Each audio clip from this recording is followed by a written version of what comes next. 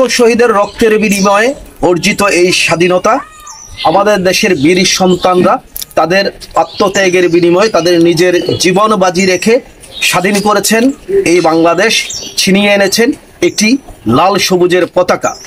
আর সেই বীর সৈনিকের, সেই বীর মুক্তিযোদ্ধার বাড়ির রাস্তায় নেই। কথা হচ্ছে এখন হয়তো আপনারা বলবেন বাড়ির রাস্তা নেই, বিষয়টি কি? আমি পুরো বিষয়টা আপনাদেরকে ভিডিওতে দেখাবো। তার আগে আমি দেখিয়ে দিচ্ছি, এই যে রাস্তাটি দেখতে পাচ্ছেন এটি কিন্তু একটি সরকারি জায়গা, সরকারি রাস্তা।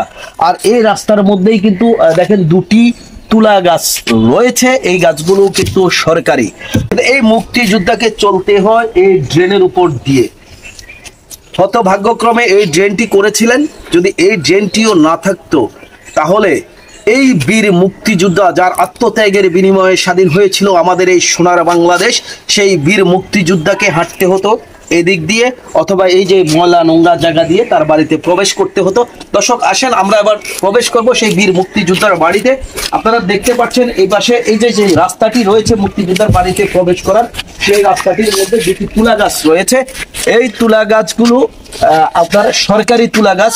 অনেকবার একজন বীর মুক্তিযোদ্ধা আবেদন করেছেন, জানিয়েছেন যে আমি দেশের একজন বীর মুক্তিযোদ্ধা, আমি দেশ স্বাধীন করেছি আমার নিজের জীবন বাজি রেখে।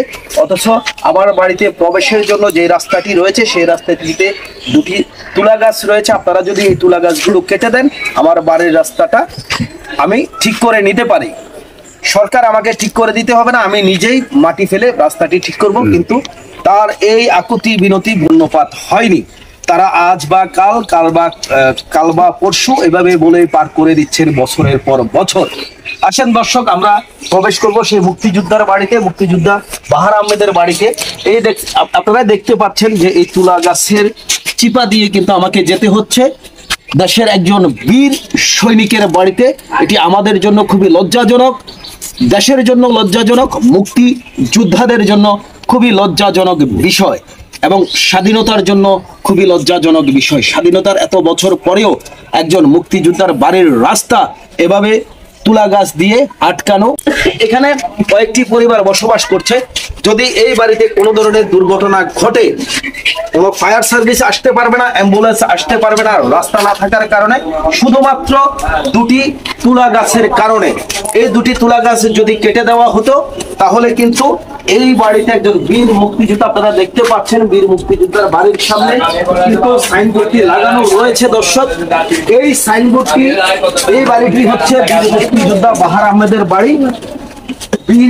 আপনারা দেখছেন বীর মুক্তিযোদ্ধা মোহাম্মদ বাহারউদ্দিন আহমেদ এর বাড়ি, গ্রাম উত্তর দৌলতপুর, ডাকঘর উপজেলা ফুলগাজী, জেলা ফেনী।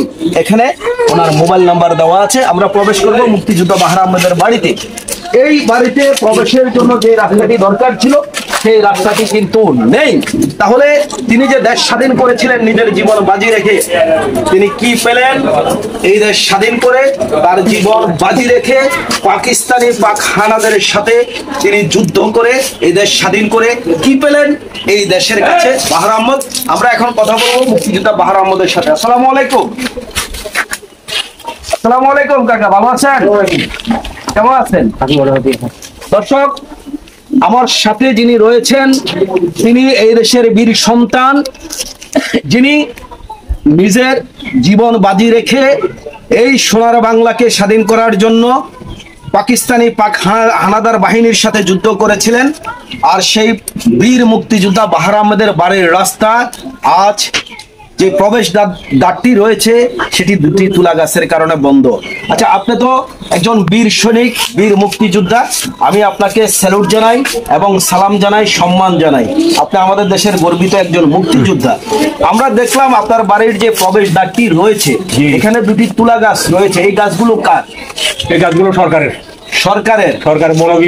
বন বিভাগের। আচ্ছা, এই গাছগুলো কাটার জন্য আপনি কোথাও কি আবেদন করেছেন? আবেদন করছি, আমি ফেনীতে আবেদন করছি। আচ্ছা, ফেনী বন বিভাগে আবেদন করছি, ফুলগাজীতে আবেদন করছি, কোনো প্রতিকার নাই। এই যে রাস্তাটি রয়েছে এখানে আপনার বাড়ির যে প্রবেশদ্বারের যে রাস্তা, এই রাস্তায় যে দুটি তুলা গাছ রয়েছে, এই তুলা গাছগুলো কাটার জন্য কি আপনি আবেদন করছেন? আবেদন করছি এই বন বিভাগে। তারা কি বলেছে আপনাকে? মুখে টালবা না। কত বছর ধরে? 3-4 বছর দরখাস্ত করছিল, তাদের কোনো কর্ণপাত নাই, কেউ আসেন না, দেখেও না। আপনি আপনি এই উদ্দেশ্যে বলেন, আপনি আপনি কি চান? আপনার এই দুইটা গাছ কেটে দিলে আপনার কি উপকার? আমি আর দুটা গাছ কেটে দিলে আমার রাস্তাটা পরিষ্কার হয়ে আসা যাওয়া করতে পারবো আমি। এখন সব বন্ধ, কোনো লোকজন আসতে পারে না, কেউ আসছে দর্শক, না। আপনারা শুনতে পারলেন একজন বীর মুক্তিযোদ্ধার আকুতি। বন বিভাগে তিনি আবেদন করেছেন, অভিযোগ দিয়েছেন, আজকে ৩-৪ বছর ধরে কিন্তু তিনি বন বিভাগের দ্বারস্থ হচ্ছেন, কিন্তু একজন বীর মুক্তিযোদ্ধার আকুতি কর্ণপাত হচ্ছে না বন বিভাগ কর্মকর্তাদের।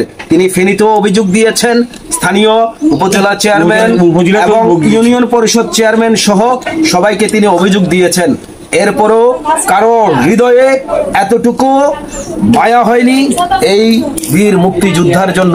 আমরা দৃষ্টি আকর্ষণ করব ঊর্ধ্বতন কর্তৃপক্ষের, ফুলগাজী উপজেলা প্রশাসনের এবং ফেনী জেলা প্রশাসকের, যাতে খুব দ্রুত একজন বীর মুক্তিযোদ্ধা যার আত্মত্যাগের বিনিময়ে স্বাধীন হয়েছিল আমাদের সোনার বাংলাদেশ, সেই বীর মুক্তিযোদ্ধার বাড়ির রাস্তাটি মধ্যে প্রতিবন্ধকতা সৃষ্টি করেছে যে দুটি তুলা গাছ, খুব দ্রুত এই দুটি তুলা গাছ কেটে দিয়ে একজন বীর মুক্তিযোদ্ধার বাড়ির চলাচলের রাস্তাটি সচল করে দিবেন।